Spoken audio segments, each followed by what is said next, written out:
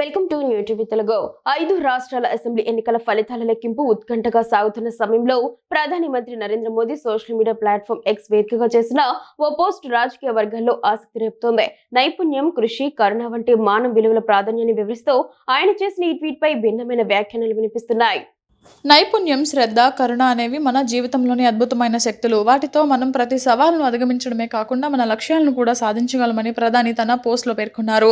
సమర్థునికి భారం ఏముంటుంది? శ్రమించే వారికి దూరం అనేది ఉంటుందా? బాగా చదువుకున్న వారికి అపరిచిత ప్రదేశం అంటూ ఏది ఉండదు అని ఆయన వ్యాఖ్యానించారు. ఎన్నికల ఫలితాలు వెలువడుతున్న కీలక తరుణంలో ప్రధాని ఈ విధమైన తాత్విక సందేశం ఇవ్వడంపై సోషల్ మీడియాలో విస్తృత చర్చ జరుగుతోంది. ఇది కేవలం స్ఫూర్తిదాయక సందేశమని కొందరు అంటుండగా మరికొందరు దీని వెనుక రాజకీయ సంకేతాలు ఉన్నాయని విశ్లేషిస్తున్నారు. ముఖ్యంగా బీజేపీ 3 రాష్ట్రాల్లో ఆధిక్యంలో దూసుకువెళ్తున్న నేపథ్యంలో పార్టీ కార్యకర్తల కృషిని ఉద్దేశించే ప్రధాని ఈ వ్యాఖ్యలు చేసి ఉండవచ్చని రాజకీయ విశ్లేషకులు అభిప్రాయపడుతున్నారు.